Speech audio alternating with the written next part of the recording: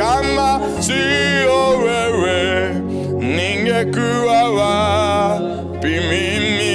Kama sio wewe ningekuwa wapi mimi?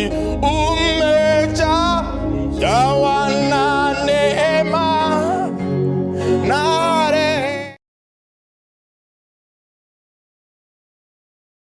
jawa na neema na rehema tele. Kama si damu yako Bwana ya bei kali, kama si damu yako tungesamehewa vipi? Tungetorokea wapi sisi? Ewe Bwana shujaa, kama sio wewe ningekuwa wapi mimi? Kama sio wewe ningekuwa wapi mimi? Umejaa na rehema tele,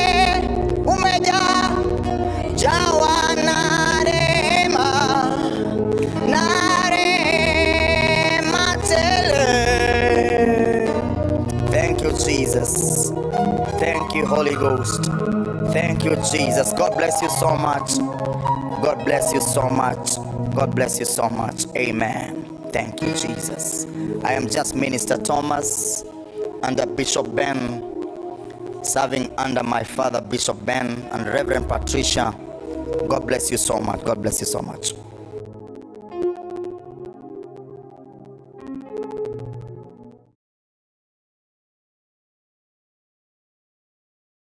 కొంతమంది ఉంటారు శుద్ధ పూసలు, ఫస్ట్ వద్దని చెప్పి షో చేస్తారు, తర్వాత కూర్చున్నాక నాకన్నా ఎక్కువ తాగుతారు తాగుబోతు గారు. అవును వినయ్, ఏం చేస్తున్నారా ఇప్పుడు? నేను షెఫ్గా చేస్తున్నారా? షెఫా?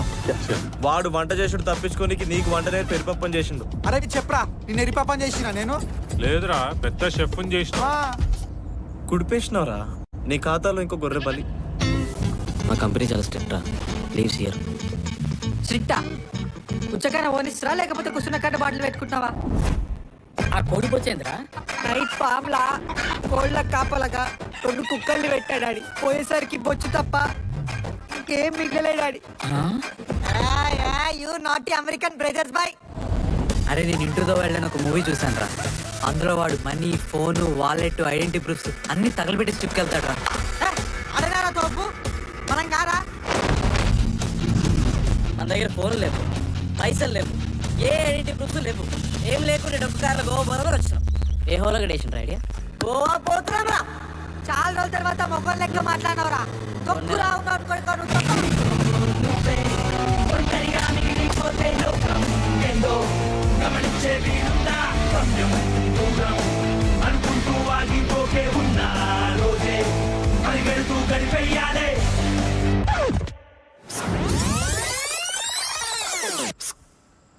క్యా రే సెట్టింగా? నేను ప్రశాంత్ గడు పడుతున్నాం కదరా, నువ్వు సినిమా డైలాగ్ కొట్టడం అవసరమా? మమ్మల్ని ఏమో నేనైతే కొడతారా, కుక్కలు కొట్టడు కొడతారు. వాడికేమో మనసు లేదు, నీకేమో మెదడు లేదు. సేఫ్టీ రా, వేసుకోమని చెప్పు. తిన్నాక వేసుకోవాలి, తినక ముందు వేసుకోవాలరా? ఈ డౌట్ లేవో ఆ చదువుకున్న రోజు వచ్చుంటే బాగుంటేది రా. ఇవాళ ఏరుకో తీసుకోదాం అనుకుంటా, కానీ మీరు రారు. నేను పోదామంటే నన్ను కూడా పోనీయరు. మానసిక వికలాంగులు అందరు నా దోస్తులు అయిపోయారు కదా, దరిద్రులారా. పోయా బీర్లు లిటరించి పైసలు తీసుకురాపో. అవ్వా రిటర్న్ ఇస్తాడు, తీసుకెళ్ళి ఫ్రిడ్జ్ లో పెట్టి వేరే కమ్ముతాడు రీకుల్ బీర్లు. ఎంత పాపం రా అట్లా చేస్తే.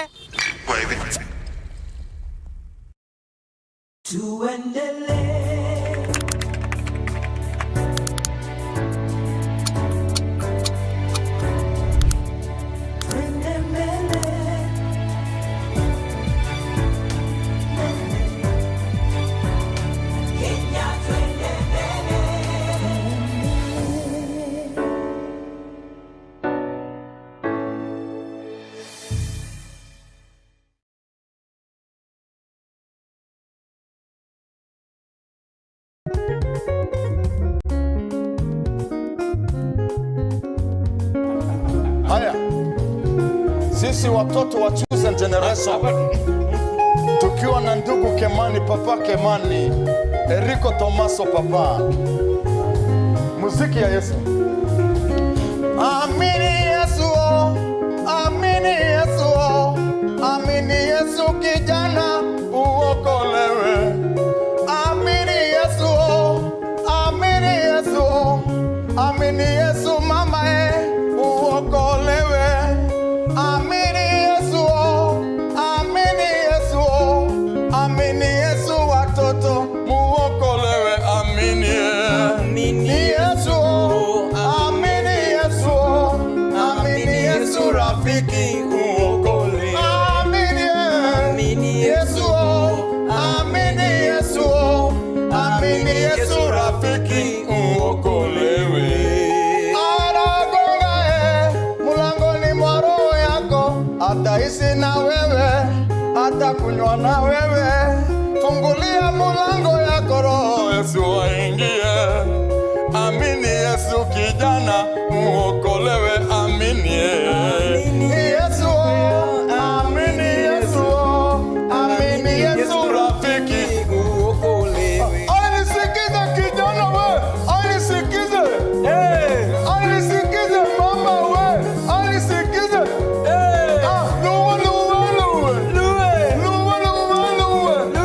Mokili mobimba sambe wa moyo. Sambe la moyo, sambe wa moyo. Amini Yesu, sambe la moyo. Imba yo, amini Yesu.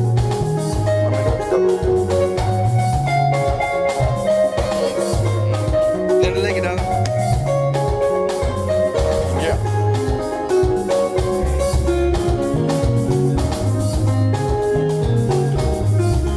Amini Yesu, amini Yesu, amini Yesu rafiki uokolewe. Amini, amini Yesu, amini Yesu, amini Yesu rafiki uokolewe. amini Yesu, amini Yesu rafiki uokolewe. Amini Yesu, amini Yesu, amini Yesu rafiki uokolewe. Anabisha mulangoni, ayayaya, ukimukaribisha maisha yabadilika. Amini Yesu, amini Yesu, amini Yesu rafiki uokolewe. Maisha inabadilika. Amini Yesu rafiki uokolewe. Amini Yesu, amini Yesu, amini Yesu rafiki uokolewe. Haleluya. Nikisema tunadai moto, nasema moto. Moto, Tunadai moto. moto. Shangwe na vigelegele kwa Yesu.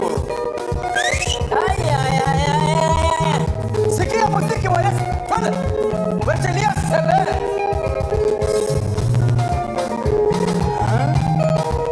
Lebeya. Sambe wa moyo. Sambe wa moyo. Sambe wa moyo.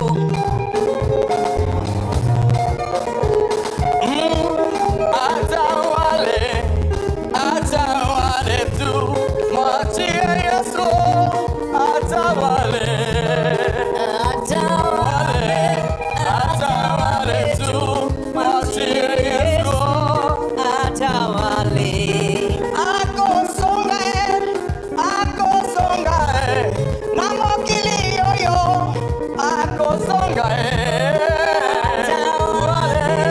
atawale tu, mwachie Yesu, atawale.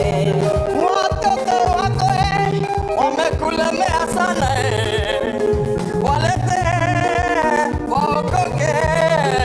Atawale, atawale tu, mwachie Yesu, atawale. Ukiwa pale Kisumu pia Nairobi na Nyeri, kimbilia Yesu, atawale, atawale tu,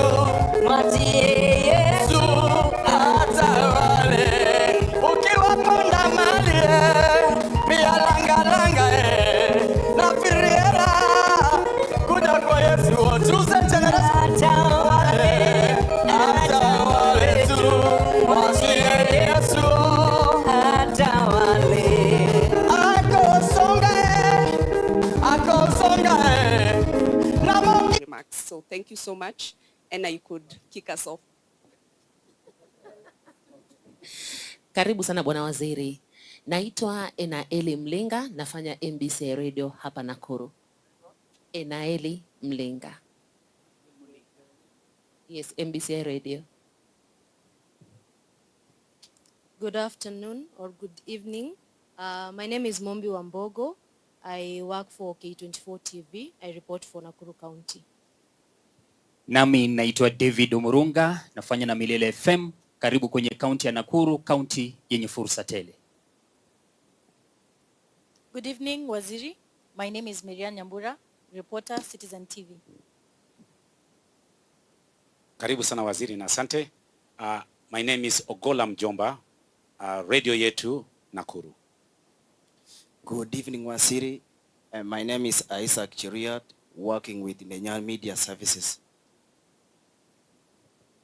Waziri and my colleagues, my name is Tom Chepsoi. I work with Kas Media Group. So, and finally, I am wearing two hats, moderator stroke journalist, and my name is Ngana Bridget. I work for Nation Media Group here in Nakuru. Karibu. You can go ahead and speak to us.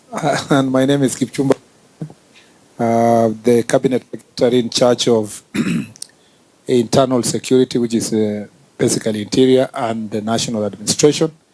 I'd like to say thank you very much for having me for this media engagement. It's been a very exciting journey around the country. Nakuru engagement today was our 28th Jukwaa la Usalama, and from the coast region, eastern region, and now we are in the Rift Valley. We have covered 28 counties. As you know, Rift Valley is a bit expansive. I had an opening media engagement in Turkana when I started phase 1 of it, and then another opening engagement with Wasingishu. And I thought today it was a great time to have you, and thank you for having me also to have this engagement as we close both Nakuru and the entire region, the 14 counties.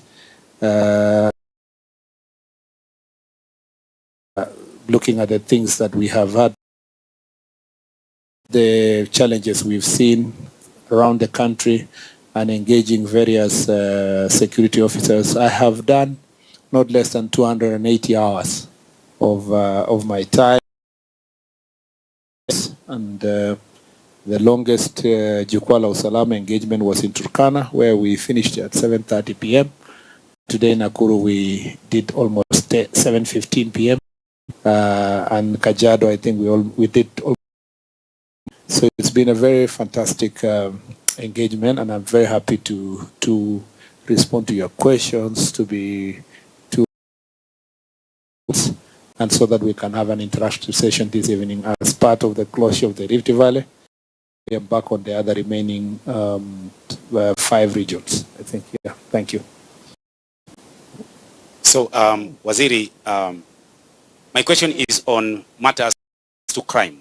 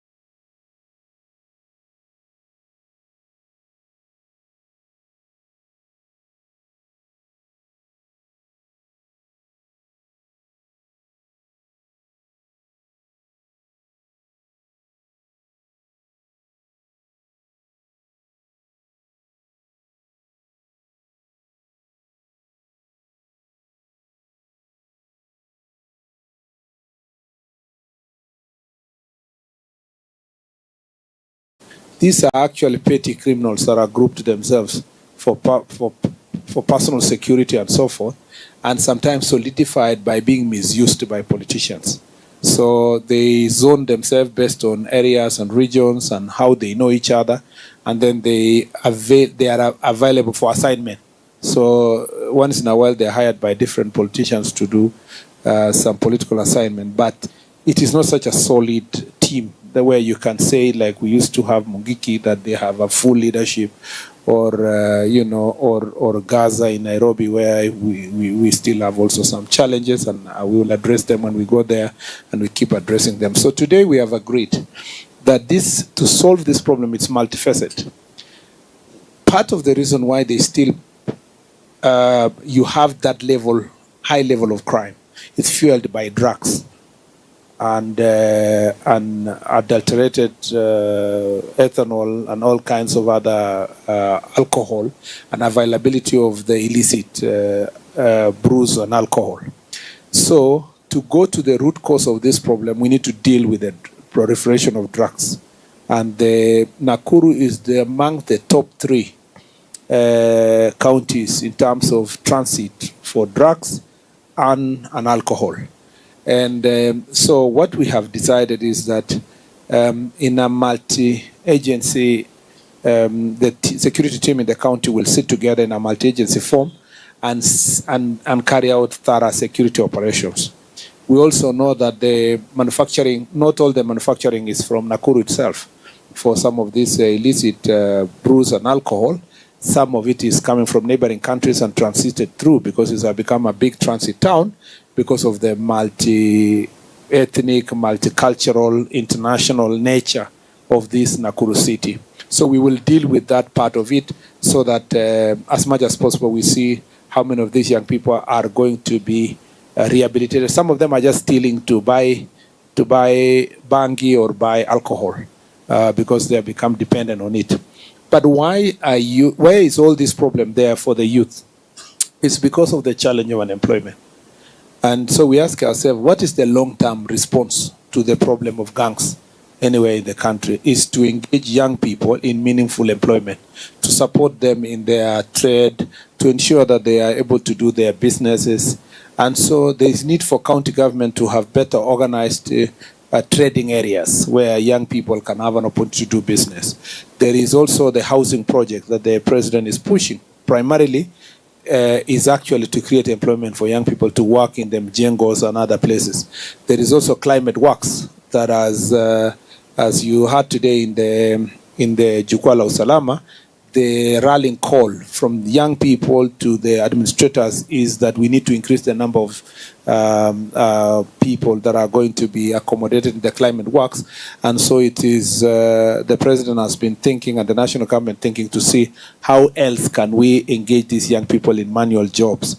For Nakuru, there is an advantage, I know, which will come soon. Most of these people also will get good jobs when the highway is being constructed, which should begin soon, the Rironi Mau Summit, and that will take off many, many young people along, particularly this. Nakuru is basically the road is in Nakuru, with a smaller part of it being in Kiambu. The rest of the road is in Nakuru County.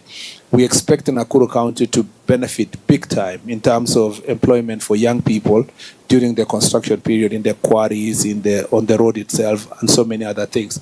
So I'm thinking just through, and then digital jobs that the president is working on, creation of digital hubs in the various parts of this county, the work that is being done to attract investors, particularly in the special economic zone in Naivasha, the work that is being done to make sure that we expand investment in Nakuru business parks.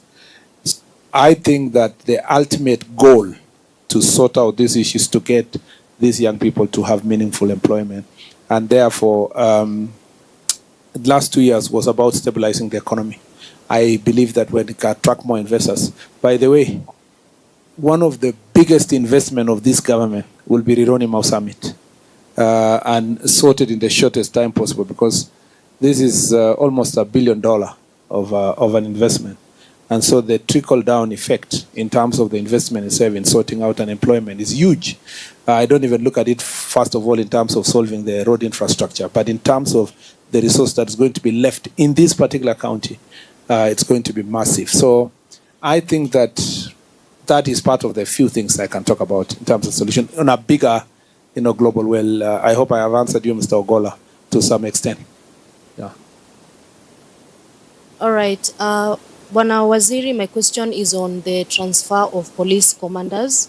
In slightly over 2 years, we have seen transfer of about 5 police commanders. We had Peter Mwanzo, we had Zachary Kimani, we had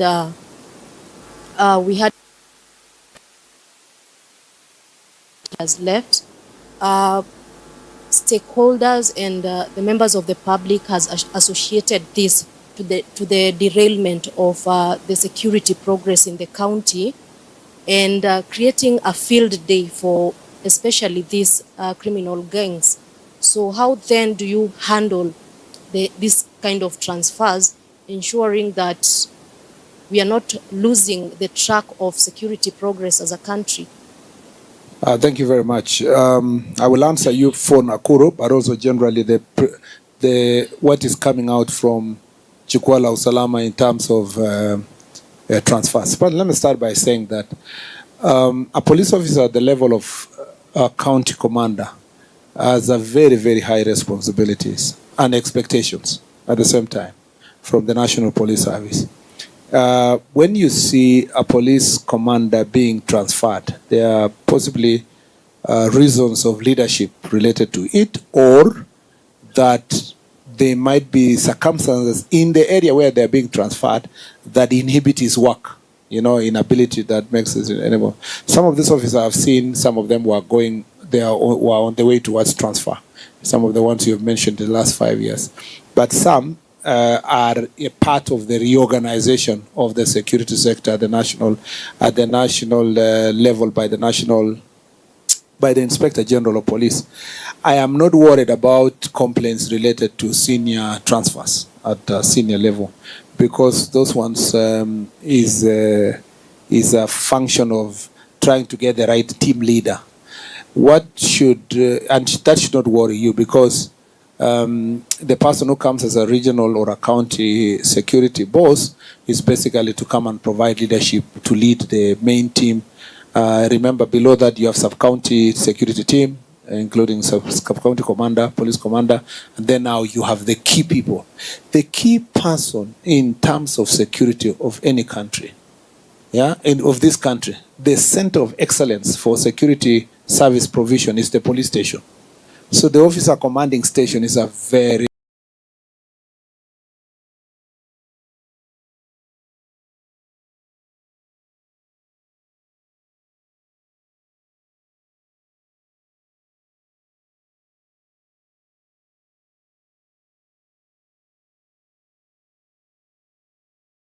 important part, especially for a county like this, that basically we are not discussing about operations to deal with bandits or Al-Shabaab or so forth.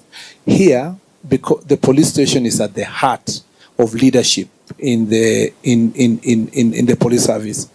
And so what Jukwaa la Usalama provisions, conversation has been about is defining a reasonable period of time that allows the security officer to serve, but not too long for them to become familiar with their territory, with that environment, and breed in familiarity. They must face the challenges, maybe 3 to 5 years. Many people are saying 3 years is good enough to be an OCS in one station, then another person can come in.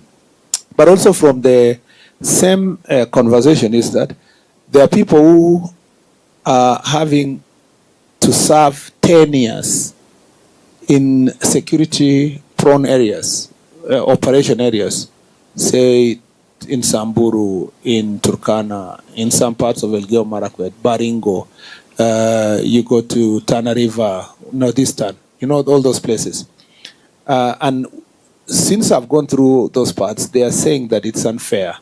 It is even demoralizing to force police officers to serve in a security area, in a security operation area for far too long. So we have to balance the quick transfer and the desire to have service, but also the morale of the officers that are serving in that place. So what are we going to do? What is the policy direction we are being suggested through Jukwaa la Usalama? Number one, when I was in the upper eastern areas and the coast places like Tana River and Lamu, most of the proposals from the police officer were that a police officer should not serve more than 5 years, just as a police officer in an operation area. It has a problem of mental health and so forth. So we are going to define the period of time in principle where a police officer can serve in an operation area. Number two, there is also a provision, a proposal that one should not serve in one police station for too long, even if it's not an operation area. So even if you are moving person from an operation area to another area, it should not be more than 3 years. You saw today here in Nakuru, one of the OCSs proposing that there has been this practice of transferring OCSs, but a police constable and corporal and sergeant in the police station has been serving there for 6-7 years. So any person who comes in is sabotaged by the people who have served for the 5 years. So we want to make sure that that rotation is happening, continuously, not to allow stagnation. And then the other issue related to transfer is that some officers are saying that transfers also must consider family responsibilities. So that if I'm a young officer and I already established myself with my family in Nakuru, and so I should have the stability, if I know in principle that in 3 years I will move, okay? Then I will plan with that in mind, knowing that my children have to go to the right school. But also if I make a request that my child is in examination year, give me 1 more year, or transfer me in the neighborhood so that I can make sure that they complete their studies. We want to have that humane face in terms of matters of transfer. So I used your question to cover the overall response. So the problem with Nakuru at the moment, based on our conversation today, is that there are so many police officers that have remained in one station for far too long. Number two, there are transfers that are punishment in nature. And therefore, you get a police officer who is drunk, you send them to Taita police station in Kuresoi South. Then you get another one, you send to Taita again, because maybe there is no road access there. You get another one, you send to Taita police station. What happens is that you have 10 police officers, but there are only 2 police officers that are serviceable, that can serve. Instead of sending that police officer to rehabilitation, you send them to punish the residents of a particular area. Many people have said that they don't want that. The last thing that has come out from Jukwaa, and I'm summarizing for you all over, is that on matters of transfer, police officers and also Ngao officers, the National Government Administration officers, are really unhappy with transfers that are instigated by political leaders for political reason, because somebody realized that they are not getting political support from the police officer and the Ngao officer. They are unhappy with those kind of transfers, or transfers that are instigated by business people. There is an ACC today who told us that she was serving in a neighboring county, and she heard about a transfer from a brewer. So the brewer told the ACC, don't worry, you have been a problem to me, but you are leaving anytime soon. So it is also incumbent, and that is a feedback we are getting from our officers, that as government officials in high offices, we must not allow ourselves to fall into the temptation of pleasing politicians or pleasing business people and punishing officers. It demoralizes them in terms of service delivery. Thank you. Thank you, Mumbi. You just mentioned about politically instigated transfer. The recent transfer of Samuel Mwaura, is it related to a recent incident in Njoro, or rather in Bahati, where DCP leaders were blocked? There was some sort of politically chaos. Is it related to the same? I didn't even know. I didn't even know that the county commander was transferred in the first place. I am glad I'm learning it from you that it was a recent transfer. And I must say that I don't know now I don't also remember when they were DCP blocked or something of that, and I don't remember the days. But what I can assure you is that, as I've said earlier, I am not worried about transfers at a certain level. For example, I know a transfer that the IG had to do in a particular county just to protect the officer because the officer got himself in between. You know, you are from this community, and that community you are in this county where there is a community that is related to you as a county commander, and then the majority of that community in that place is saying you are siding with these ones, they are stealing things from their place. So to protect the officer, it is not a punishment, but to protect them, you move them to another place. So that, because also there's something in law we say, there must not only be bias. Bias must not be there, but even a perception of bias must not be there. So some of those transfers are done, perhaps. You may even find that eventually, since I've not established the facts about what you're asking, it may even have happened for the best interest of the officer. And as I said, at a certain level, you must accept as a police officer or as a county commissioner or a county commander to all move around for the better interest of the country. Where we find, by the way, officers failing to perform their duties, not finding themselves in an awkward position, failing, we do not transfer them. Yeah, we can't transfer. Maybe recall them to the office and give them lighter duties. Yeah, but if there is theft, corruption, or whatever, of course they will do the disciplinary process as they leave the institution. Okay. Swali langu Waziri ni kuhusiana na misoso ya mashamba. Kama wizara mnahusika pakubwa. Kwa mfano kule Narok kuna maafisa wa polisi walihusika na vifo vya watu, na hadi sasa hatujapata ripoti yote kuhusu hatua iliyochukuliwa. Wewe kama waziri ulienda pale na ukapeana ahadi kwa wananchi. Na je, hizi migogoro ambazo tunashuhudia kama wizara, je, kuna mikakati mmeweka na wizara ya ardhi ili mpunguze mambo kama haya? Asante sana Isaac. Kwanza wacha ijulikane kwamba sisi sio maofisa wa kulinda mambo ya mashamba, na polisi hawana kazi yoyote na mambo ya mashamba.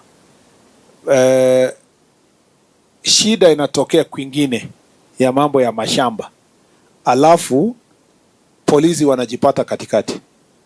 Wakati sasa imekuwa ni vita kati ya mwenye shamba na wenye wanataka kuvamia, ama mwenye amevamia na wale wana claim ni shamba yao. Na hiyo ndio shida iko. Polisi hawako kwa elections na siasa, lakini siku ya maandamano hao ndio wanajipata kwa shida.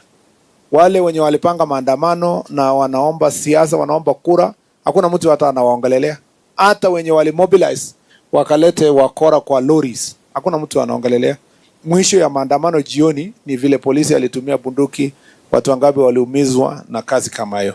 Kwa hivyo lijulikane kwanza kwamba kazi ya police service, National Police Service, ni kupatia watu security ya maisha yao na security ya property yao. Property ni kama shamba. Kwa mfano, nikienda kwa National Police Service na niko na court order, na niseme niko na hoteli yangu hapa Nakuru, hii hoteli yangu inataka kubomolewa ama kuna mtu anataka kuvamia, na ninapewa court order kama OCS, ninakuja hapa ninalinda hiyo hoteli, kwa sababu sheria inasema kazi ya polisi ni kulinda maisha na property. In the process ya kufanya hivyo, sasa polisi wengine ni wawili watatu kama vile ilifanyika kwa Narok, na wavamiwe na watu 1,000, you know, utapata kwamba katika hiyo mvurutano unapata polisi waliumia. Polisi moja is still recuperating, aliwekwa mshale kwa kichwa. Magari yetu ilichomwa na police post ilichomwa, na in the process police trying to protect their own lives also wakapiga watu risasi. Ujue kwamba hiyo investigation sasa haiko kwa polisi tena. Wakati polisi atatumia risasi na ameua mtu, ameumiza, investigatiwe na National Police Service. Sasa hiyo inaenda kwa Independent Police Oversight Authority. Ndio wajiulize ile bunduki imetumika ilitumika kisheria ama alizidi sheria? Maisha yake ilikuwa hatarini ama hapana? Na alitumia kuumiza watu wengi kwa njia ya kiholela ama kisheria? Hiyo tutawachia Independent Police Oversight Authority. Na kwa hivyo ningependa kukuambia kwamba uchunguzi wowote, ikiwa pamoja na Yang'ata Barakoe na zingine zote za aina hiyo penye askari wanatumia nguvu, zinachunguzwa na IPOA. Na tulisema wazi kwamba penye polisi wametumia nguvu kujilinda maisha yao ama maisha ya mtu mwingine, Mkenya mwingine, tutamtetea.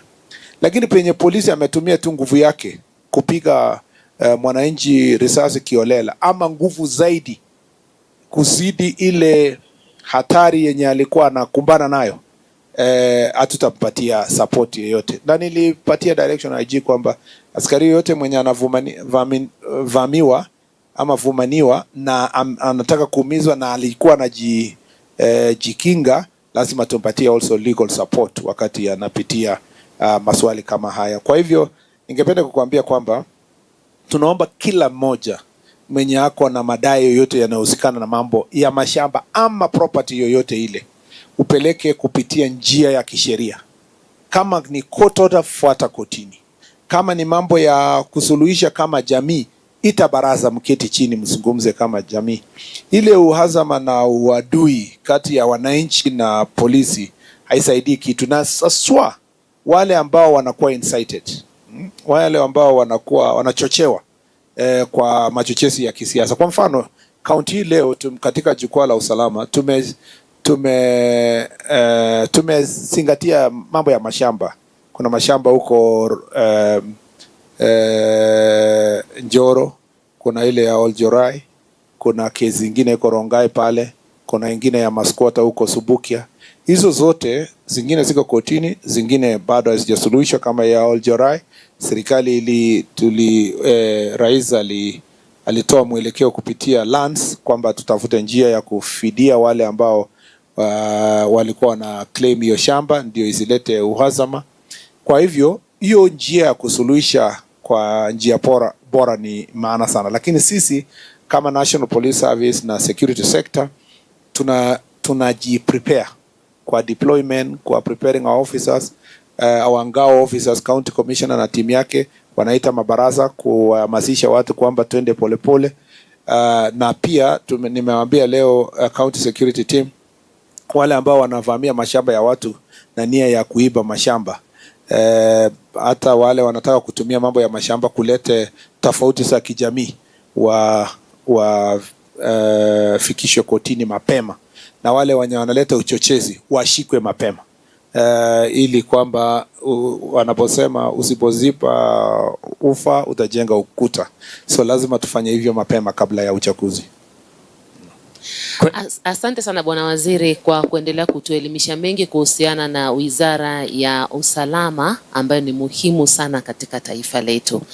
Na mimi langu kwanza, kabla sijauliza swali langu, ningependa utupe ufafanuzi zaidi kidogo. Katika swali la kwanza ambalo ulitujibu, imebainika kwamba magenge haya haramu, kile kinachochochea pia ni hizi dawa za kulevya na pombe haramu. Kwa miaka na mikaka, vita dhidi ya dawa za kulevya na pombe haramu vimeendelezwa katika nchi yetu, lakini bado hakujawa na ufanisi wa kutosha kumaliza dawa za kulevya na pombe haramu ambazo ni tatizo sugu katika taifa letu na inachochea vijana kujiingiza kwenye haya magenge haramu. Kama serikali ya Kenya Kwanza, kipi ambacho mnaweka ama mikakati ipi mnaweka kumaliza tatizo hili ambalo ni shida kubwa kwa jamii na taifa kwa jumla? Asante sana. Kwa mambo ya dawa ya kulevya na pombe haramu, haiwezi kuisha kabisa, ikuwe 0-0, kwa sababu duniani nzima ni jambo la kukabiliana nalo kila wakati. Ukiona changamoto tunapitia, kwa mfano, ni kwa sababu ya nchi jirani. Unajua kwamba njia moja yenye madawa mengi yanaletwa yanapitia sehemu ya Ethiopia, kule Somalia na kule sehemu zingine pale South Sudan na sehemu zingine. Kwa hivyo hadi wakati ambapo tutakuwa na uwezo ya kukinga mipaka yetu yote, tuko na very porous border, ndio nakuja na bunduki, nakuja na risasi, nakuja na madawa ya kulevya. So kila wakati tumekuwa tukitafuta njia, mbinu tofauti ya kupambana nayo. Kwa mfano tumekuwa na Operation Maliza Jangili huko Marsabit, ambayo ilisaidia sana kufunga mlango ambayo ilikuwa inaleta madawa mengi ya kulevya kutoka nchi jirani. Walipoona tumeweza hapo, wakapiga kona, sasa zingine zinatoka West Pokot, sehemu ya West Pokot Turkana, sehemu hiyo. Na tunaendelea kupambana, tunaendelea kuinvest kwa security equipment, tunaendelea kuinvest kwa magari na mambo mengine mengi yenye ndaweza kutusaidia. Lakini tangu tukuje, serikali ikuje katika ofisi, kazi mingi zimefanywa. Kwa mfano factories mingi ambayo ilikuwa inatengeneza ethanol ilifungwa. Mengine ambayo yamefanya ni kwamba tunajaribu kupatia nguvu wale tunasema ni OCSs na chiefs. Na ukiona kwa matamshi yangu nimesisitiza sana kazi ya chief na OCS mashinani pale, na pia nyumba 10 ikiwa pamoja na wazee, kwa sababu hakuna kitu inafanyika yenye chief ajui ama OCS wa sehemu hiyo ama nyumba 10 committee. Na tunapopata ujumbe wowote ule, inabidi kwamba lazima tuchukue hatua ya kisheria. Shida nyingine tuko nayo ni kwamba bado kila mahali nimeenda, law enforcement officers wote wanalia mambo ya kotini. Wanasema kwamba unampeleka mtu kotini alafu anapewa bail terms ambayo ni rahisi. Kwa sehemu nyingine tuliambiwa na ACC kwamba magistrate alifunga ule mtu wa bangi ambaye alishikwa na wananchi na akapelekewa, wakaenda na polisi wakapeleka kotini, akafungwa kwa kifungo cha nje huko, inaitwa ni community service. Na alipotolewa kotini akatumwa kuja kukata nyazi kwa ile compound ya assistant county commissioner. Sasa wananchi wakipita hapo wanaona ule jamaa wa bangi, kumbe assistant commissioner amemwandika kazi kumkatia nyazi kwake, tulifikiria atalala huko kwa jela. Kwa hivyo tuko na hiyo shida ya also fines kani kotini natoa na bail terms ambayo wanapewa. Sasa zingine unasikia machiefs wanasema kwamba mapambana mpaka hata umepigwa, umeng'ang'ana, umechukua pombe, umepeleka kotini, ule mtu anaachiliwa kabla hujafika kwako, yeye ashafika bana. Yaani unashindwa, yule mtu nilimwacha nyuma, kwa nini ako mbele huku tena? Kumbe aliachiliwa haraka. Pia tumepata another challenge yenye ukishika bangi ama pombe kufikisha kotini, unaambiwa kabla ule mtu hajasimama pale kustakiwa, lazima ukuje na certificate kutoka government chemist kwamba umepima ni pombe. Sasa inakuwa ni changamoto, na tulikuwa tunajadiliana na wabunge kwamba pengine tubadilishe sheria ili kwamba there is a presumption unless iproviwe na ule mwingine, ikuwe ni pombe, ikuwe ni bangi, kotini ichukue judicial notice unless mwenye ana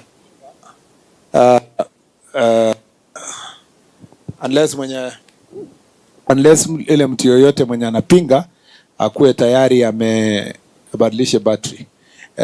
Unless mwenye anapinga anajua kwamba hiyo sio bangi, yeye aende akuja na certificate yenye imeandikwa kwamba hii sio bangi.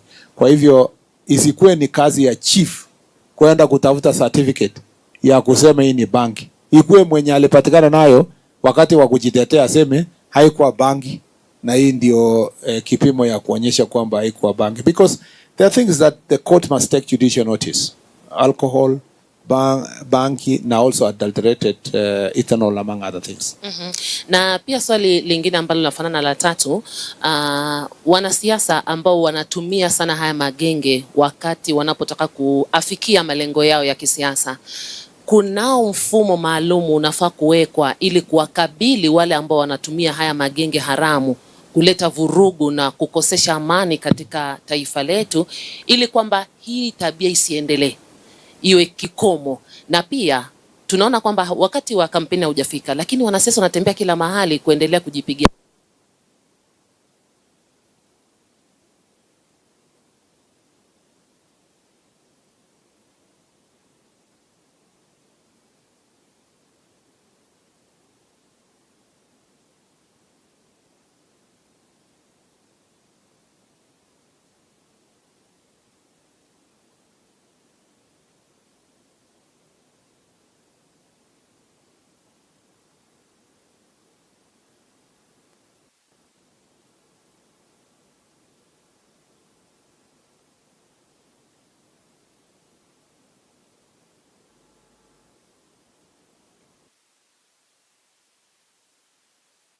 Kama wewe ukienda kulipa vijana wakuja wachome police station, wachome kotini, wachome biashara ya wenyewe, hiyo ndio katika definition ya ile Prevention of Terrorism Act, hiyo ni what tunaita terror.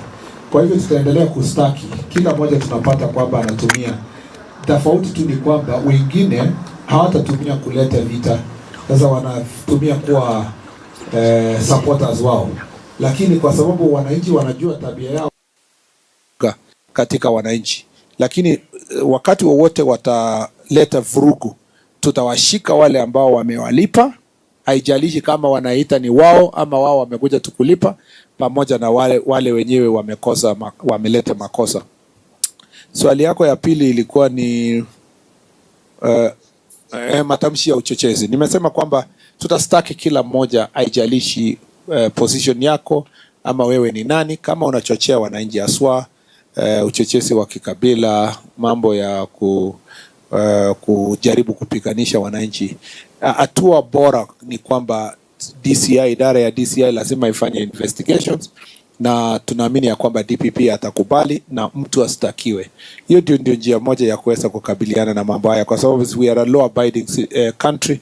Hatutasema tutamshika na kumpiga ama kufanyia nini, ni lazima tutashika na kupeleka katika kotini. Yeah. Okay, thank you, Waziri. The next question is still on matters crime. 3 months ago, we saw a very worrying trend in Nakuru relating to robbery, where criminals were out daring, using guns. What are some of the measures that can be put in place to ensure that this does not happen? Because those families, more than 7 families, are still grieving up to date. It's been 3 months. Yes, we saw arrests being made and they were prosecuted. The criminals were prosecuted. But how else can the ministry ensure that such guns are not used when it comes to crime? Yeah, thank you very much. It's very sad that, it was actually one gun that was used to commit a number of robberies within Nakuru. And so it's unfortunate that it slipped through the security channels when Nakuru had enjoyed peace for a very long time. But I'm glad that when the Inspector General of Police realized that it was running out of hand, he made the necessary interventions so that issue can be sorted. The security agencies here are on high alert to ensure that there are no other smuggled guns to this part. You know, there is one thing that many people don't know.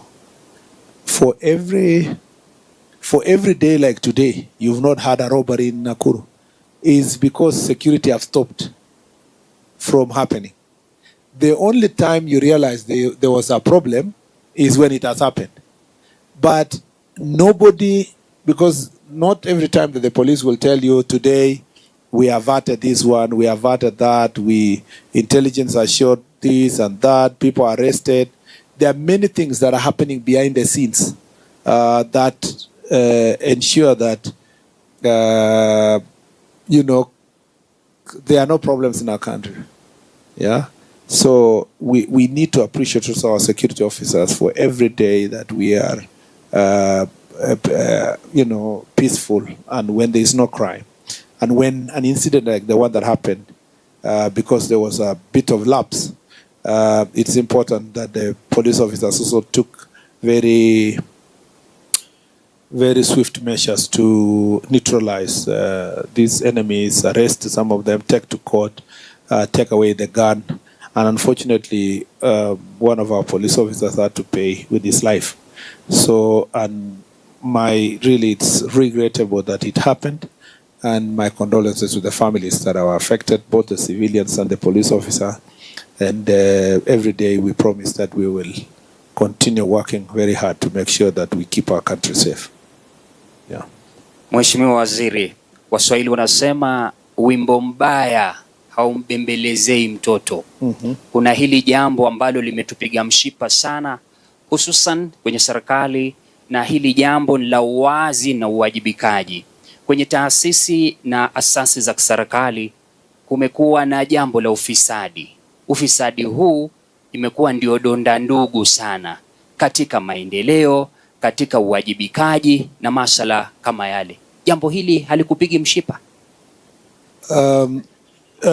Kama vile unajua Bwana Murunga kwamba shida kubwa sana juzi EACC waliweka wizara yetu kwa wizara ambazo ziko juu kwa mambo ya ufisadi, na imekuwa ni changamoto ambayo tumekuwa tukijadiliana aswa.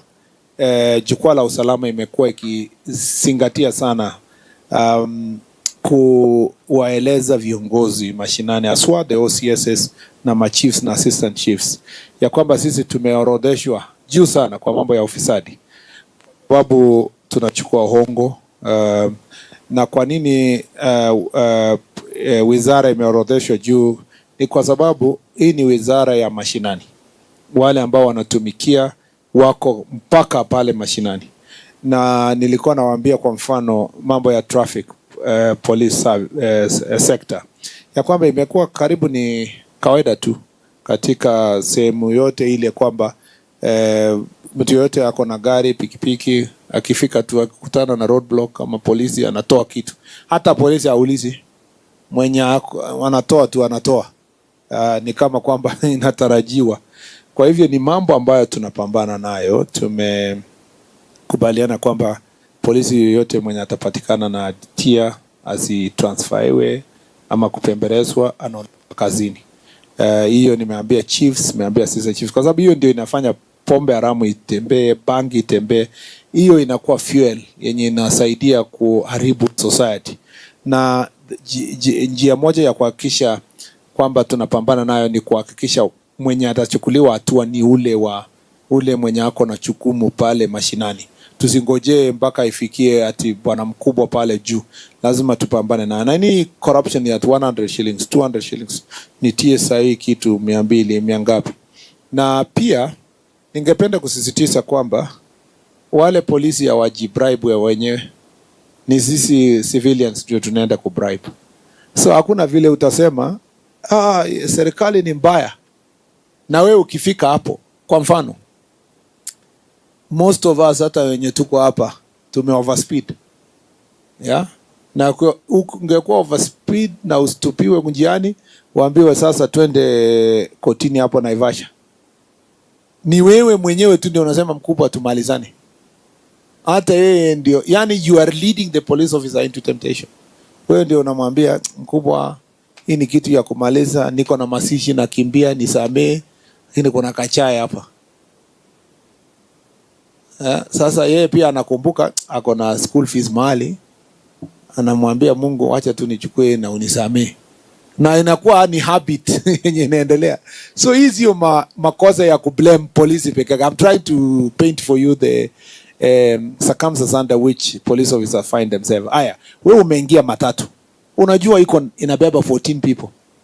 Wewe unamwambia mtu songa nikuwe number 15, mwingine nikuwe number 16, nikuwe number 20, tupendane inakuwa 25. So mkifika kupata police station, roadblock, of course mtatoa ongo because you know you are already wrong.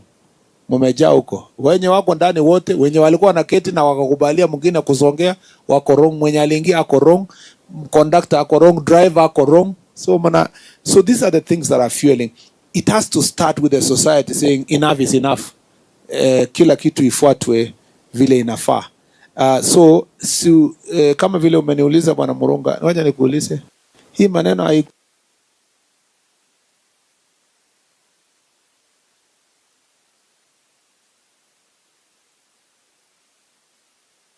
itaisha.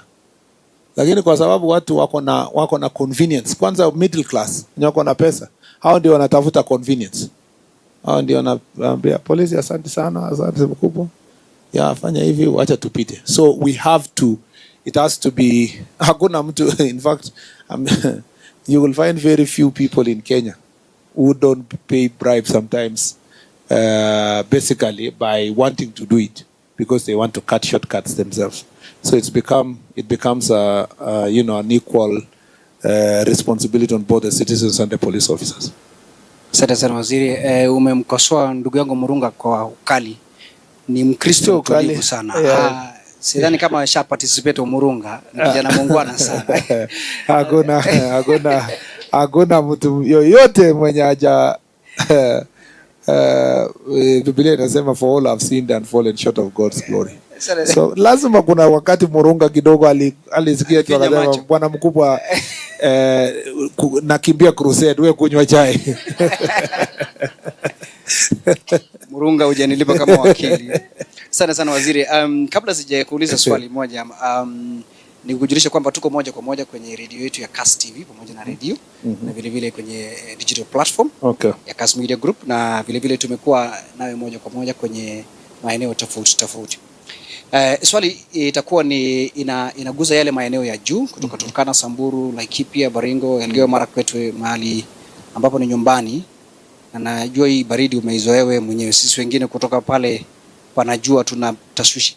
Kuna operation Maliza Uhalifu ambao ulianza na naibu rais akiwa katika wizara ya usalama, na swali ni kwamba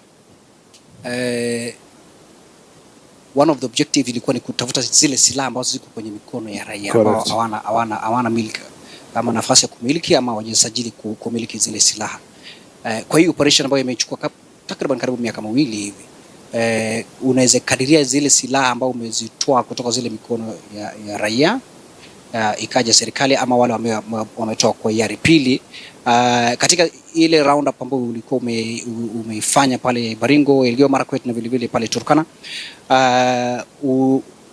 kwa maneno yako wewe mwenyewe ulisema kwamba kuna wale maafisa wanashirikiana na wale majangili kuuza zile bunduki na vile vile zile risasi, na kitu ya kushangaza kwamba ni hizi risasi kwamba ni zile zinatoka kwenye Kenya Ordinance ambayo imetengenezwa katika Jamhuri ya Kenya. Je, hizi silaha zinatoka vipi kwenye nchi hizi zingine, na what are the success of the operation? DIG, unakumbuka bunduki ngapi tumechukua? Nimesahau, but I think DIG Masengeli yako pale, so tulikuwa na yeye pale Luruk na I think nilipewa juzi, I think it was 200 or so, lakini nita confirm, siwezi nikakuambia exactly ni ngapi, lakini DIG ata confirm. Tukimaliza show nitakuwa amenipatia numbers ngapi, lakini kuna silaha ambayo tumeconfiscate tayari kwa hii operation Maliza Uhalifu kwa hii miaka 3 tangu tuingie kwa serikali. Zingine zililetwa kwa hiari ya wenyewe na zingine zilichukuliwa na polisi na kwa nguvu, kwa sababu ya kupigana. Saa zingine kupigana na wakora, wanawawa, inachukuliwa, wengine wanaumizwa, wanatoroka, bunduki inachukuliwa, na zingine walileta kwa hiari yao wewe wenyewe. Na kama vile nimekuambia kabla ya mwisho ya majadiliano, nitakuwa nimekuambia numbers ni ngapi. Ya pili ni kusema kwamba ni kweli kwamba tunahitaji disarmament zaidi kwa sehemu hizi zaidi ya vile tumefanya, lakini changamoto kubwa sana ni border. Ni vile nilisema hapo awali, bunduki nyingi zinatoka porous border, kutoka north, kutoka upper eastern parts pale Marsabit, mambo ya bunduki na risasi especially kwa North Rift. Kwa hiyo operation usione kwamba Kerio Valley imenyamaza saizi tu bure, ni kwa sababu ya kazi kubwa sana ya operation Maliza Uhalifu ambayo imesaidia kutafuta wauzaji wa risasi na bunduki. Unajua hapo awali tulianza na kupambana na majangili wenyewe, lakini unaona kwamba mtu wakati wameiba ng'ombe ndio kuconfuse maafisa wa polisi NPR ndio wasifuate, anapiga marisasi. Unasikia marisasi hata 1000 safari moja, na risasi sio cheap. Risasi moja pengine shilingi 200. So mtu anapopiga risasi 1000 amemaliza 200,000.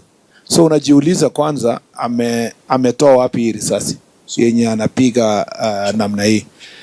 Ni ukweli kwamba moja ni kutoka hiyo porous borders. Number 2, wananunuliwa na wale ambao wananunua ng'ombe ni wale wanalete risasi, kwa sababu wananunua kwa bei ya jioni, in quotes, bei ya hasara. Ng'ombe yenye pengine ni 20,000 30,000 anachukua na 5,000, na kwa sababu hiyo the difference wao ndio wana supply risasi. na nitakwambia a number of them wamekabiliana nao. Polisi wameweza kushika wengine walipatikana msituni wakikimbizana na bandits huko na wakiwa katika uwizi, na wengine walikufa wakipigana na polisi. Kwa hivyo hiyo operation imesaidia kwa njia kubwa sana, na so nilikwambia kwanza hiyo niletwa kwa porous, wengine nauzwa na polisi. Tukituma polisi wengine kwenda operation, badala ya kwenda kutumia risasi kupigana na majangili, wanauza risasi, alafu wanasema ilimalizika kwa msituni wakati tulikuwa tunapambana. Sasa mtu mwenye ako huko Ngaratuko akikwambia nimetumia, ama Kakiru huko, ama ameingia Kosilale, akikwambia nimetumia risasi 500, utapinga aje? Mbaya kutumia 500, na pengine alitumia 50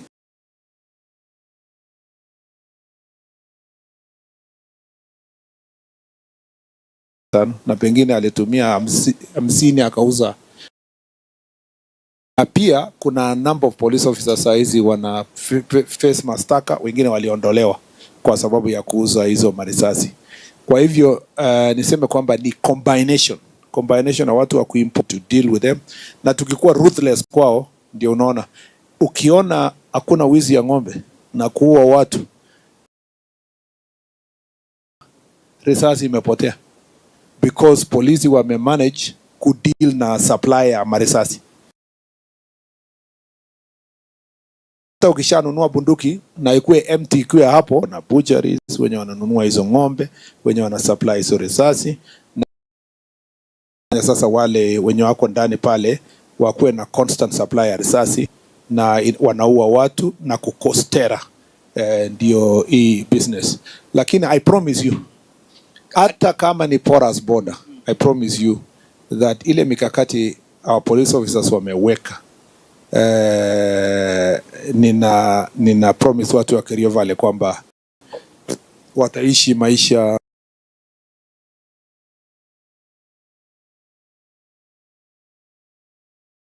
kama success kwa hiyo operation ambayo inaendelea kwa hizo masehemu, including kuongeza NPR ya zaidi ya kuharibu. Kwa muda fulani kulikuwa na wakati NPR ndio wakora, lakini tulipoanza kushika 1, 2, 3 tulishika kwa, yani polisi wanaenda kupiga bandits, wanapiga NPR ndio form NPR. Na tunajaribu kuhakikisha kwamba tume deal na hao. Pia kwa sababu ya jukwaa la usalama tumepewa certain proposals ya mambo ya NPR na yenye inaendeleza kutekelezwa, kwamba NPR sasa tunataka all NPR ikuwe under command ya OCS, police command, ndio wakuwe wanaonwa, wana report risasi yenye wanapewa, vile wanatumia, na pia tunataka kuregularize malipo yao. Tumefanya vetting in a number of places na wengine wameondolewa kutoka NPR kwa sababu walipatikana kwamba hawakuwa of good conduct, na tuta hire also wengine to fill in the gap kwa sehemu ambazo tunafikiria tunafanya, na also hii police recruitment yenye karibu tutafanya itatusaidia sana kuongeza strength ya police officers, ndio hii mambo itaweza kwenda chini. Asante bwana Chief. Sorry. Yes. So Waziri, do you think it's time that we had a review of the Nyumba Kumi policy that was deemed as a cure to the police being more proactive rather than responsive? And I ask this in light of what has happened across the country. We've had instances of Shakahola, which the Ministry of Interior pledged that it should never happen again. But right now we have Kwabizaro, where it's like Shakahola too.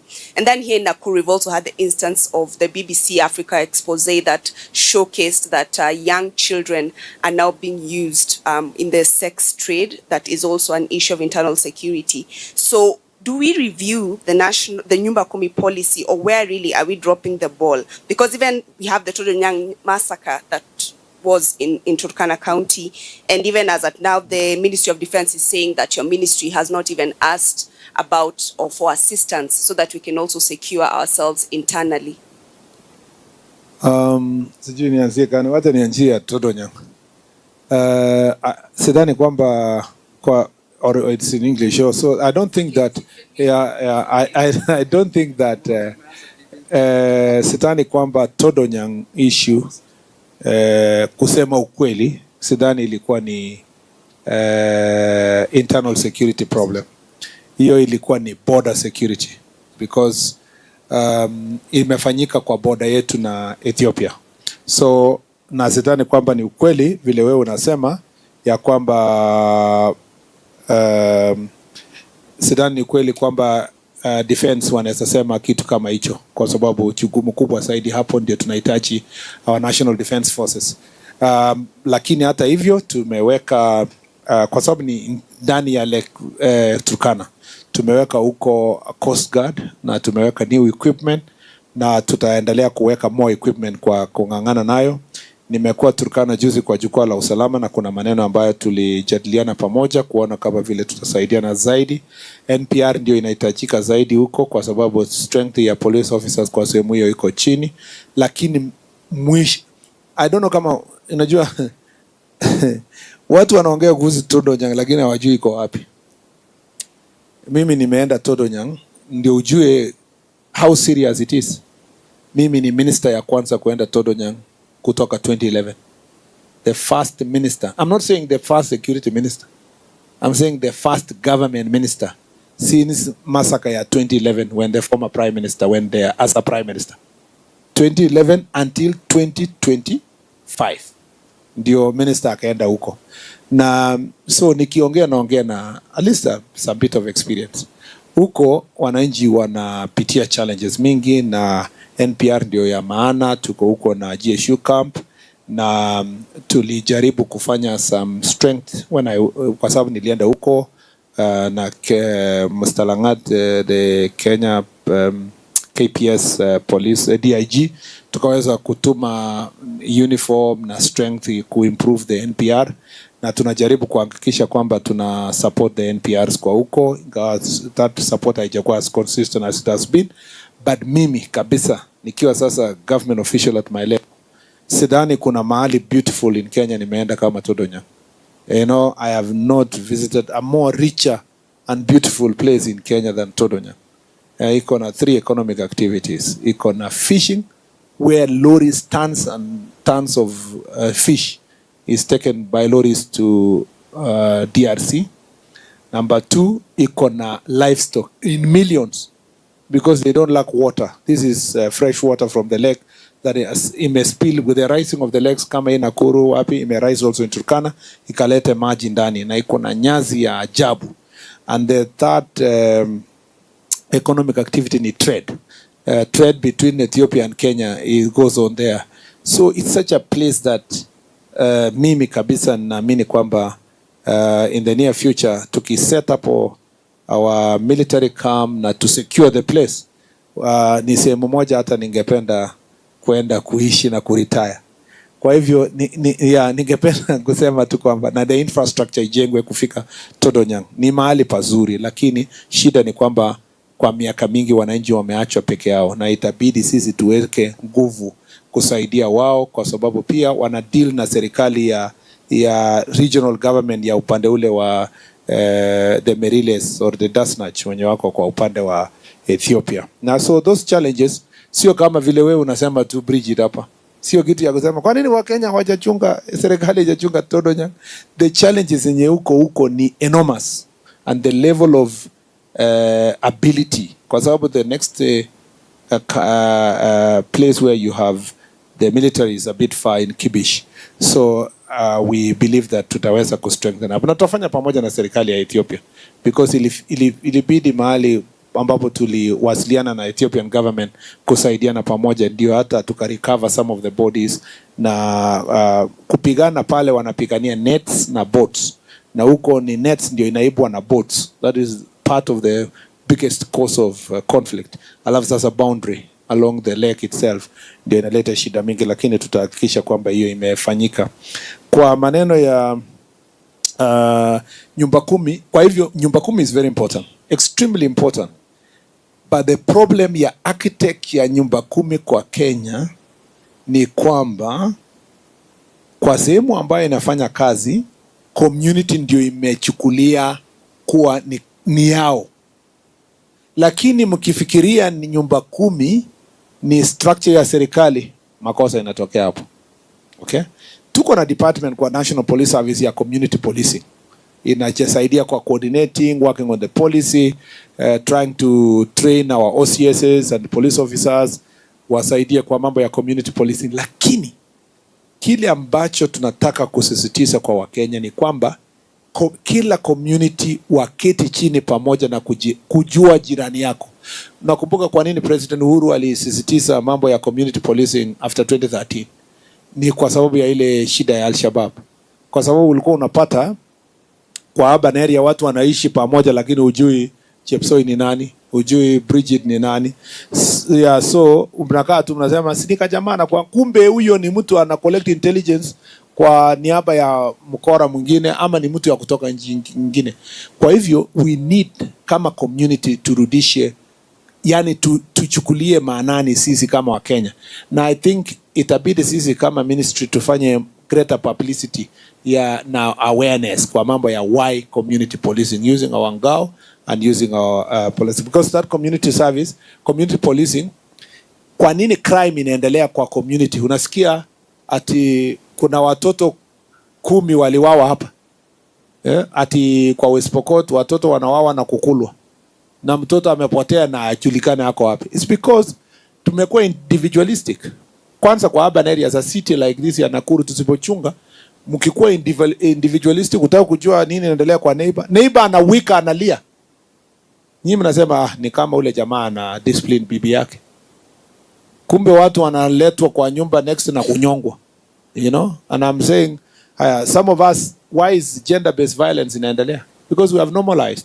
Mtu anapiga bibi yake kwa next unasema ni normal, ni cultural, yet that is violence, you know.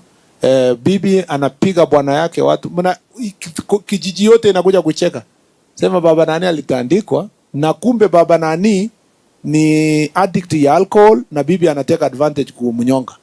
So some of these acts can be sorted. Come as a community we can come together. The last thing is that on the sex trade hii yenye imekuwa on children, it's very unfortunate, and again it's the same thing.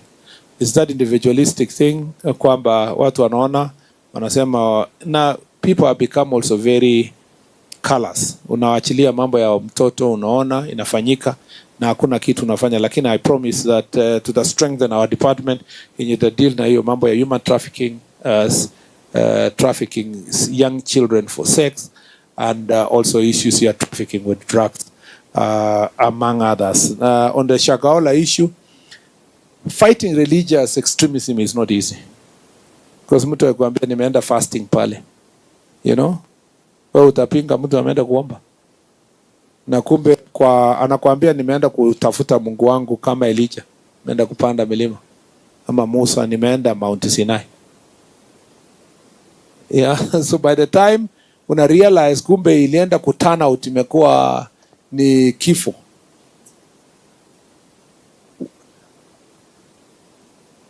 We had not that we are condoning anything. To start with first, we cannot condone it, but it remains a very complex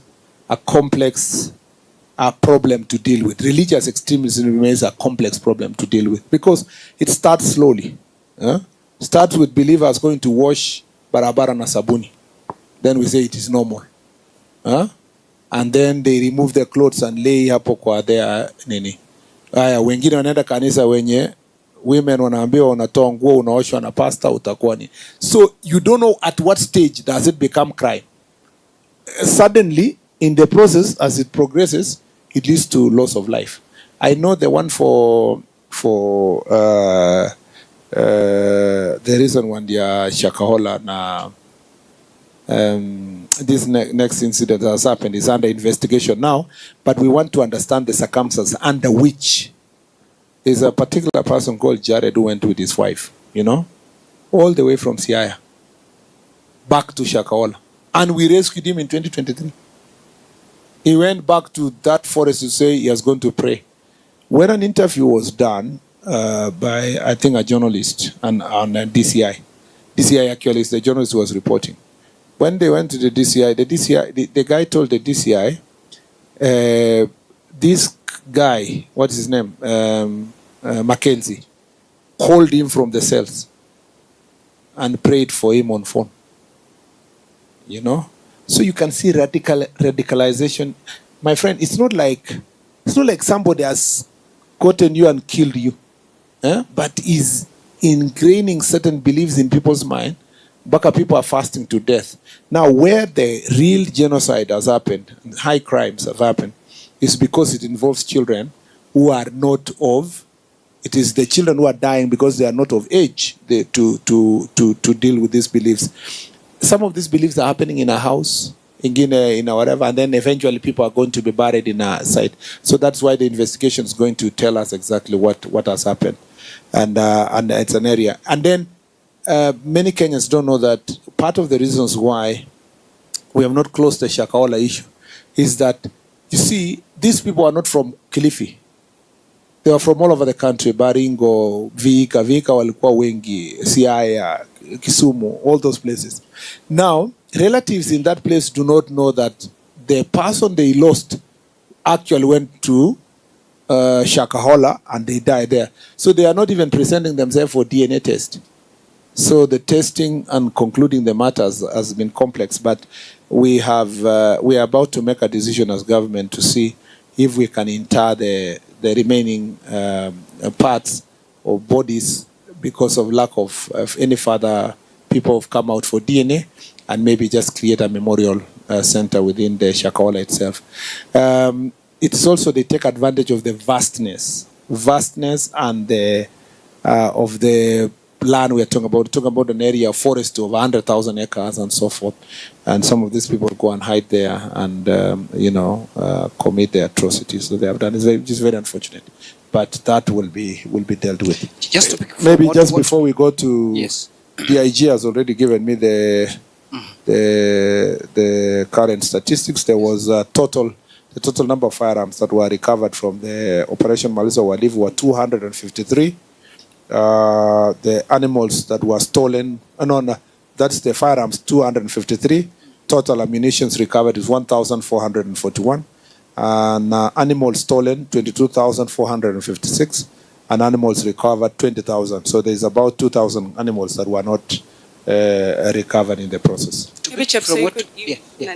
Before I give it to Ogola, to pick it from what Ngana said about the Nyumba Kumi, can you institutionalize this issue like what you're doing the Jokoa issue? Can you institutionalize like what Kenya School of Government are doing with them under the tree, so that we make it this not less expensive and leaving it to Waziri to go around the counties and go back to institutionalized patriotism and barazas like what we used to do before? That's why I'm saying individualism ndio inatuharibia.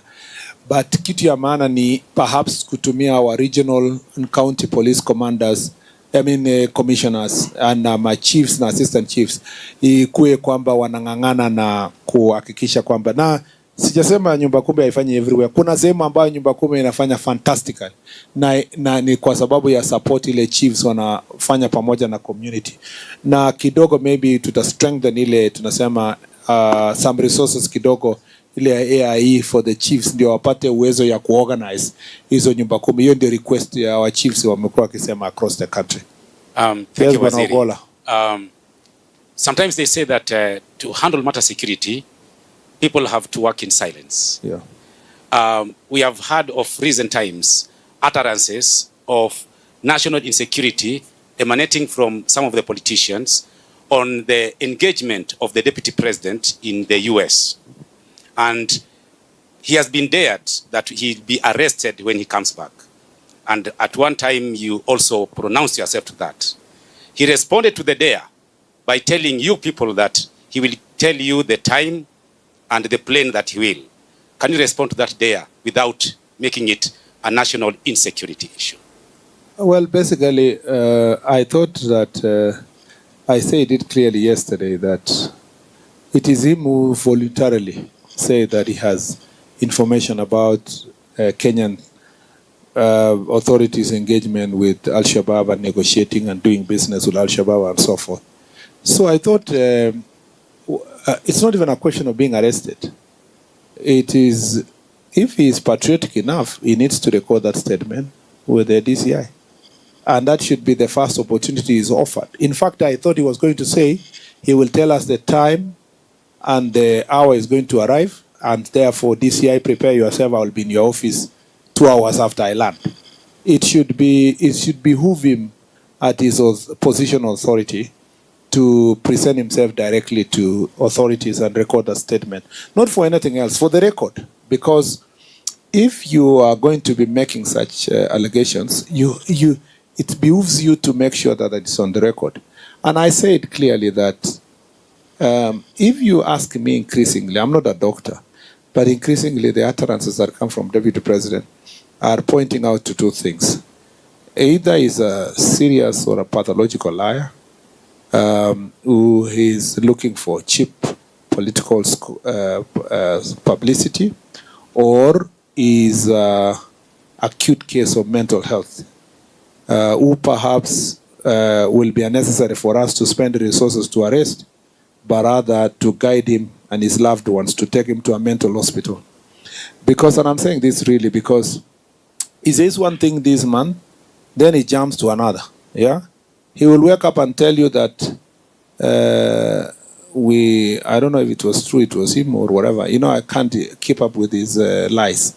At one point, he will tell you that Kenya Kwanza bought all tickets for Arambe Stars to go to the to the field. The next minute, his deputy party leader is posting pictures from inside there. In any case, we even greeted each other with him and in Kasarani. On 1 minute, he will be saying that I will, you know how he praised his, when we came to office, he announced to the whole world that the coffers were empty. When he was asked recently, he said, no, they were not empty, I lied. And he's not telling people that he lied for the first time. So if he lied that time, who tells you that he's not lying now? But to be very honest, if he was still holding office, any reasonable Kenyan would have asked for a mental assessment for his ability to lead. But now that he's out of office, it is out of compassion that I ask his loved ones to check him in for mental health. But if I may ask, why don't you handle this thing behind the curtains? Because the utterances in public spheres causes emotional instability among the population. Why can't it be handled in a more dignified way, other than the back and forth? I think I need to talk to his doctor to handle it behind the scenes in a dignified way, so that he doesn't keep making those attempts. And I thank you for that. Yeah. All right. I'd like to still press on the issue of illicit brew. And just before that, I'd like to put you up to speed. Last night, a 20-year-old boy, or rather a young man, died in Wanyororo Farm after consuming illicit brew and died in a midnight fire that he caused himself. That is how sad the situation of illicit brew is, and I understand it is not an isolated case. But now then, how do you deal when prominent people are politically protected, politically affiliated, are involved heavily in the distribution of illicit brew products? Thank you. I think Waziri, to just save time, please, if you have a pressing question, please shoot so that he can take and just address them unanimously, because we are really pressed on time and we need to wind up. Okay, Waziri, swali langu ni kuhusiana ile formation of new sub-counties. Kwa mfano, hapa Nakuru, Naivasha na Nakuru, kuna idadi kubwa ya watu. Na tukielekea ile mgao ya zile rasilimali za umma, hawapati haki, na imekuwa ni vigumu sana wapate hiyo new sub-counties. Na tukienda kule Narok, kuna new sub-counties yenye zimeformiwa lakini asifanyi kazi vizuri. Kwa mfano, kule kuna location in Transmara South, a new sub-county. Iko na sub-chief lakini haina chief kwa muda sasa. Pengine mko na mikakati gani ili kuhakikisha kwamba inafanya kazi ipasavyo? Okay. Waziri, also as regards to the elections, we know that next year officially the electioneering period begins, and already we are seeing some utterances by leaders who are affiliated to President William Ruto talking harshly as regards to stating how that if quote unquote some saying that kama kura haitaja tutaiba. What do you make of such remarks coming at a time when the electioneering period is almost a year or two away? And what can the government do to ensure that both parties, those who are in the opposition as well as those who are in government or pro-government, do not clash as regards to these utterances? Bwana Waziri, tunafahamu kwamba maafisa wa polisi jukumu lao kubwa ni kuhakikisha usalama kwa wananchi na kukabiliana na visa vya uhalifu, lakini kumekuwa na visa ambapo maafisa wa usalama wanashirikiana na wahalifu, jambo ambalo ni la kuhuzunisha. Jitihada za kuhakikisha kwamba wale maafisa wa polisi wamehusika na wahalifu kushiriki kwenye uhalifu zimefikia wapi, na kuzuia hili kwamba maafisa wa polisi wafanye jukumu lao na si kufanya uhalifu?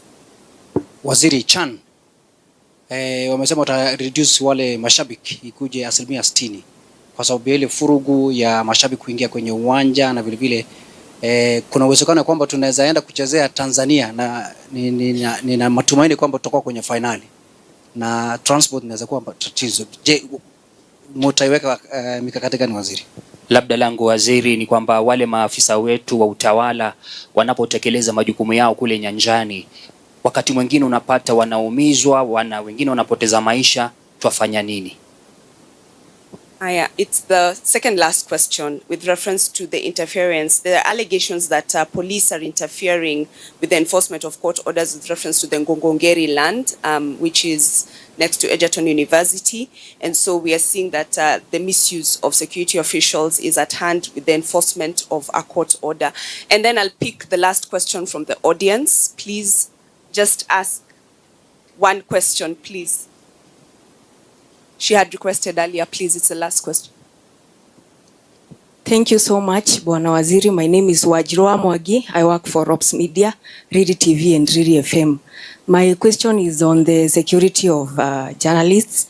I would like to know what specific actions are you taking or have you taken to address the impunity of the attack on journalists, including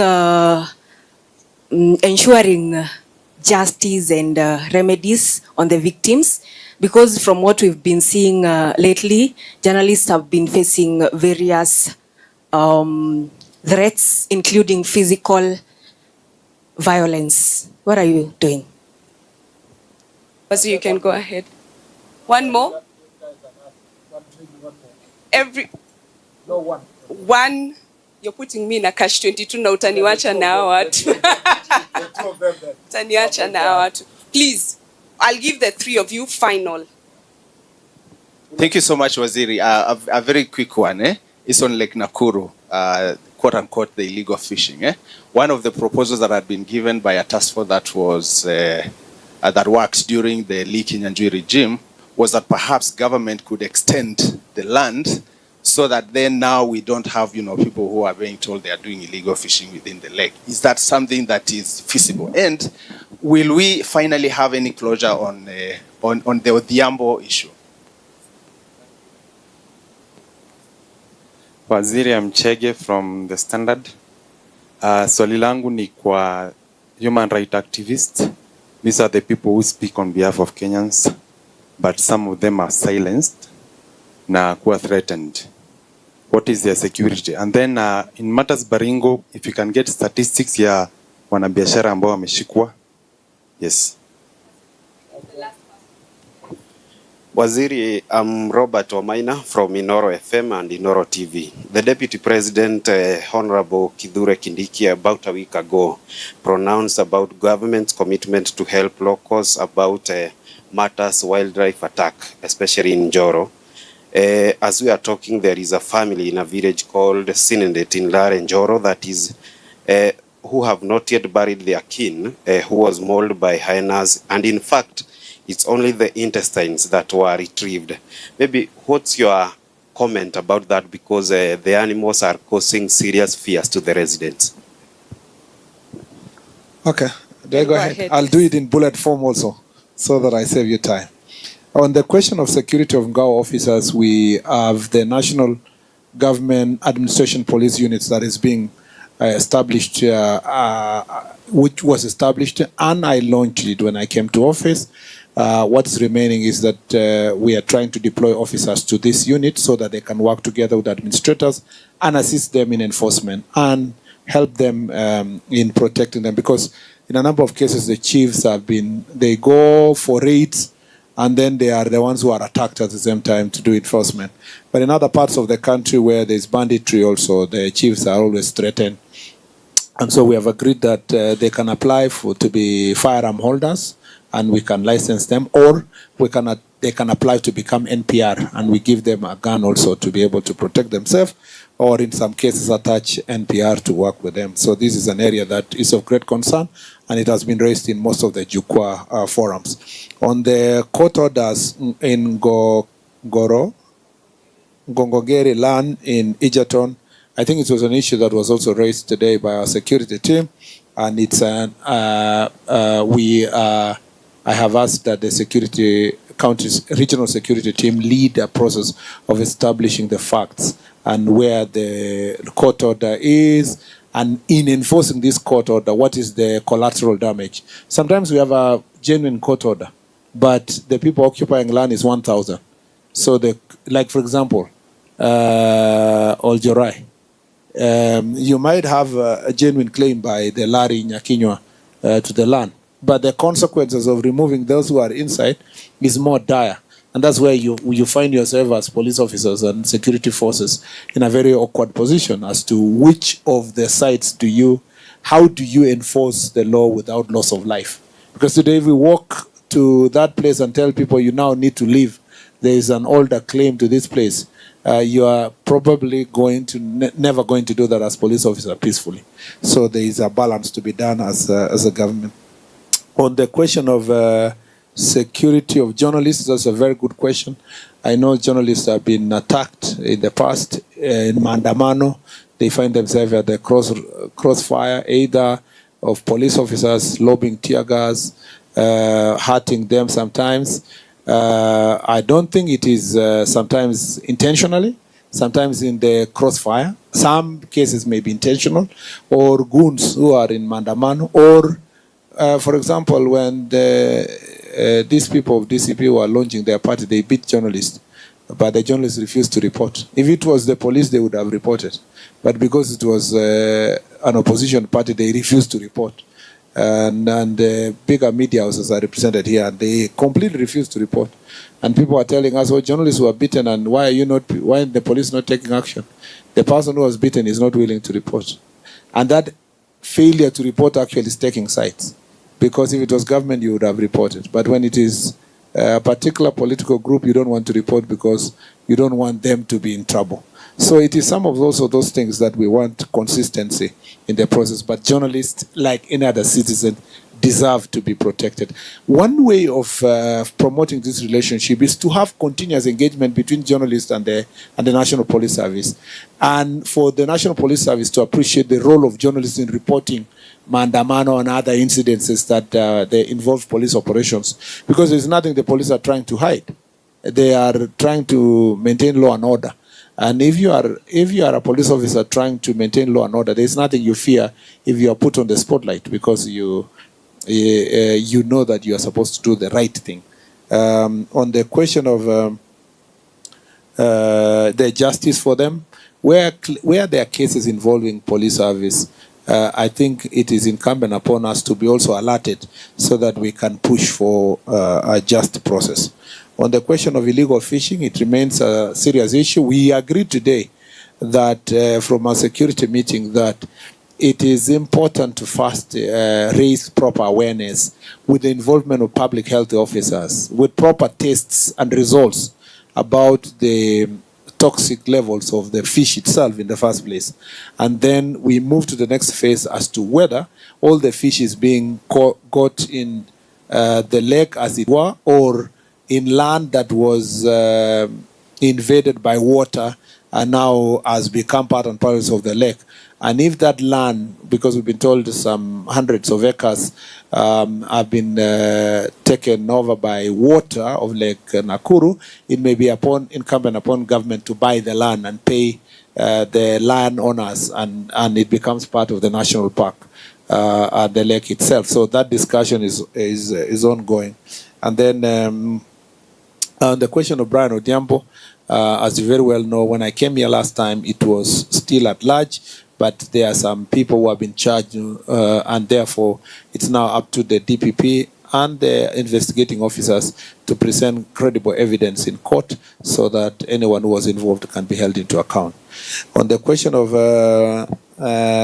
human rights, silencing of human rights, I'm not aware about places of silencing human rights activists, and if they are actually the loudest of the persons in terms of defending their rights.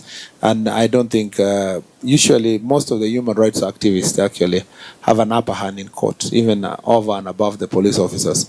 But where they need my support, they have full support. Everybody has a right.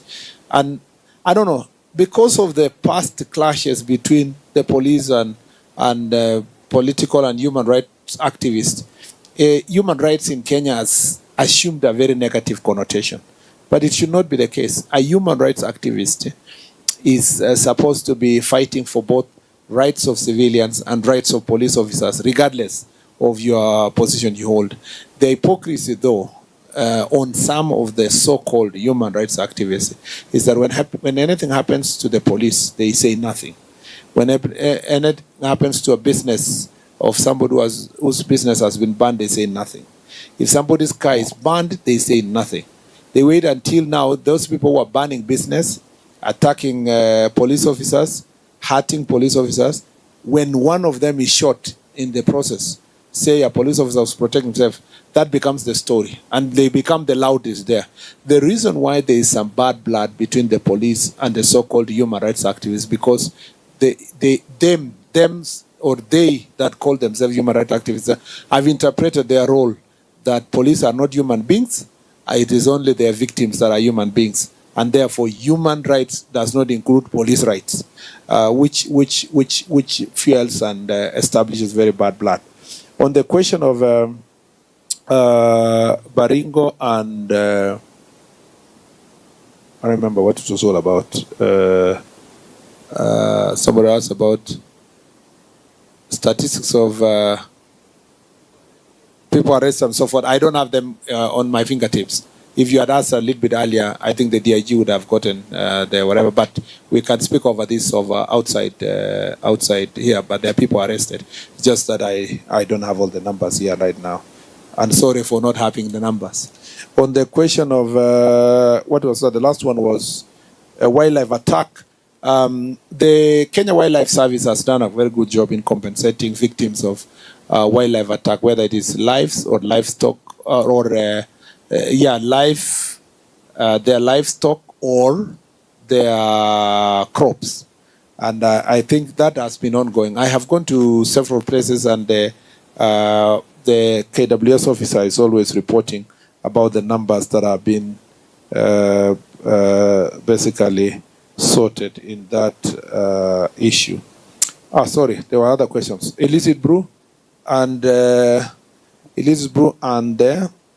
prominent people. Yes. No, the part of the reason why illicit brew or in fact adulterated ethanol is the worst part of it, and the spirits that are sold in shops and so forth, is because of the compromise. The amount of money, one container of ethanol is 50 million worth. So the money, the brewers or the sellers are willing to bribe everybody, the police, the KRA, KEBS, everywhere, to cause havoc. So it's not a very easy thing to deal with, but we have in the past taken very firm stand to ensure that this matter is properly dealt with, and we'll continue doing the same. We have even closed those businesses and so forth. Again, DIG, thank you for the numbers. For the person who was asking about Baringo, 285 persons were arrested in the entire Operation Maliza Walivu. The specific ones for Baringo can be shared any further. And then on the question of administrative units, Isaac, that is true. That was the whole debate. I'm sure you sat through the Jukwaa la Usalama. The whole debate is about imekuwa ni kuhusu kuhakikisha kwamba ile administrative units ambayo ilitangazwa imeletwa chief ama assistant chief ama assistant county commissioner na vile vile deputy county commissioner. Kwa bahati mbaya hii inategemea bajeti yenye tunapewa. Some of the administrative units imekaa kutoka 2017 kwa sababu ya ile budget haijawekwa katika bunge, na tunaendelea kujadiliana na wabunge. Nimeenda bunge mara mingi kujibu maswali, hata kesho itakuwa bunge la kitaifa kujibu maswali, na zingine zinahusiana na administrative units kwa sababu bajeti ndio shida kubwa zaidi. Na saa zingine wetu wanasema yetu ilitangazwa 2017 lakini kuna yenye ilitangazwa 2023 na tayari iko na DCC. Kuna zingine tulibuni kwa sababu ya security. Unafika mahali na the problem is acute kama hii ya Baringo, Mukutani and the other sub counties. Ilibidi ifanywe hivyo ndio tupeleke serikali closer, ndio tunyamaze kutoka ile shida tulikuwa nayo huko. So saa zingine sehemu ambayo iko relatively calm inangojea kidogo, lakini sehemu nyingi kwa nchi yote ni kwamba chief na assistant chiefs bado kazi kubwa bado iko, na mimi napambana na bajeti kuhakikisha kwamba imesaidia ku roll out hizo administrative units. Wale Mariana amesema mambo ya kura, wale wanasema kwamba kura isipojaa tutajaza. Pengine unajua sasa ukiuliza, unajua wanasiasa ni wajanja. Ukiuliza utajaza namna gani, atakwambia tuta campaign kwa hali ya juu sana. Umewaisikia wale wanasema choma na taya, alafu anasema yani weka taya ndio gari isonge. Kuna interpretations mingi ya mambo kama haya, lakini nataka kuhakikishia hivi, hakuna njia nyingine mtu yoyote atashinda kura kwa Kenya. Ni njia moja peke yake, kuomba kura na kura ipigwe na ihesabiwe. Kama ingefanywa hivyo 2022 hatungekuwa ofisi, kwa sababu hatukuwa kwa serikali. So hakuna ile vitisho ya kusema kwamba tutatisha mtu yoyote kwamba hautapata. Kila mtu aombe kura yake na aombe kwa njia inayofaa. Kenya ni nchi yetu ya demokrasia.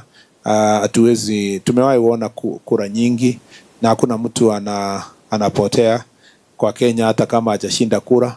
Tumewahi kuona wenye hao walishindwa jana ndio wako serikali kuliko wenye walishinda jana.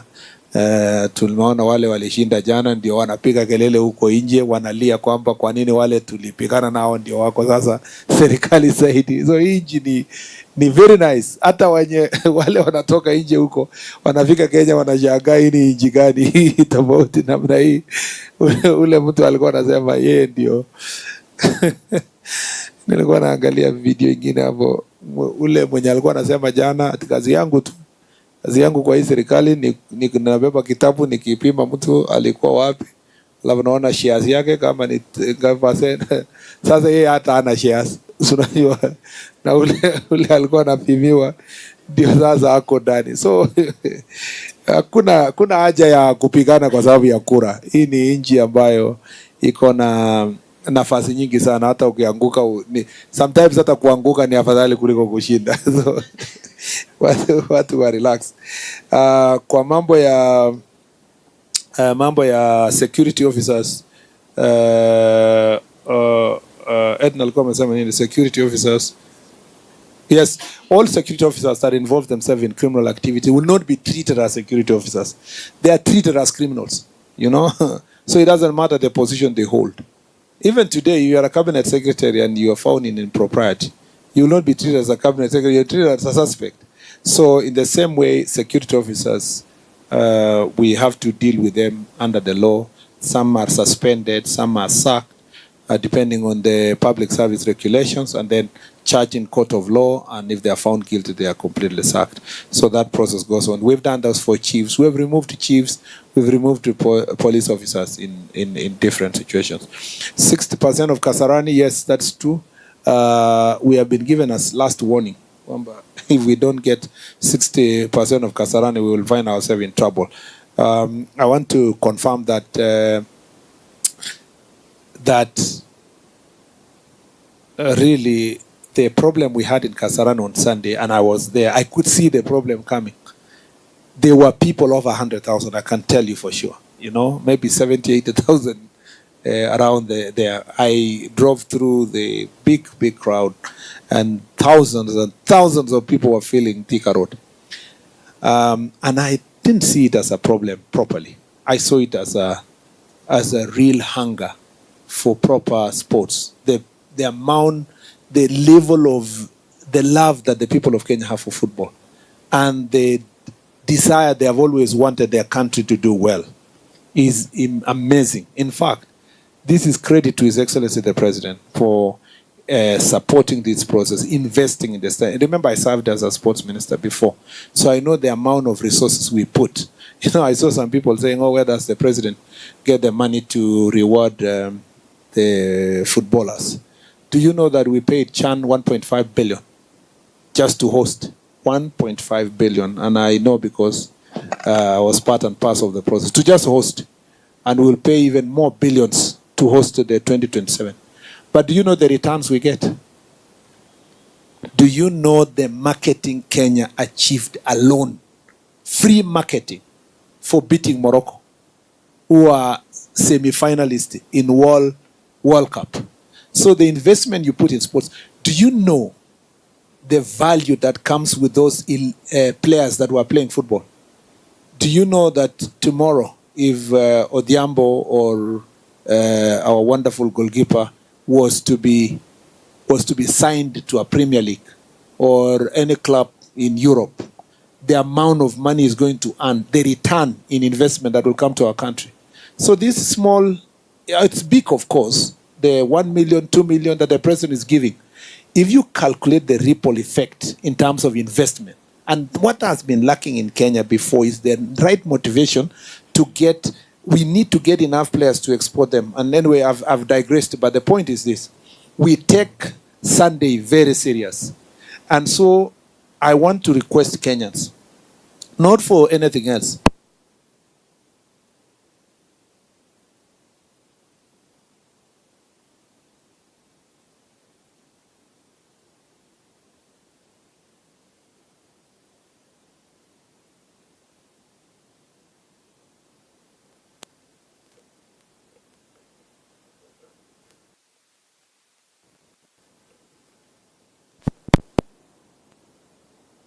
investing in massive infrastructure only to. So we are in and tomorrow we have a very serious meeting in Nairobi to put in place measures to ensure that those measures, those 60% occupancy is going to be achieved. I am confident that the people of Kenya will comply for the sake of their players and for the sake of our country. Thank you. I think that's all. Yeah. So guys, we are just going to go offline right now. We thank you, Bwana Waziri, for making time to speak with the people, not just here in Nakuru, but also who are watching online and even in different platforms. I would like to thank my co-hosts. All of you have been amazing, and like to just please give them a round of applause for the questions that they've asked. Thank you, Waziri, for making time for us. I know there'll be a brief session offline where you can interact with the journalists who are here. Please take advantage of that. And I know I'm breaking protocol, but I just kind of request for a photo session with your hosts here so that it can be plaqued in Nakuru history that we did host the CS in the first ever Jukwaa la Usalama to ever be held in Nakuru County. Thank you so much. I'm going to take a photo.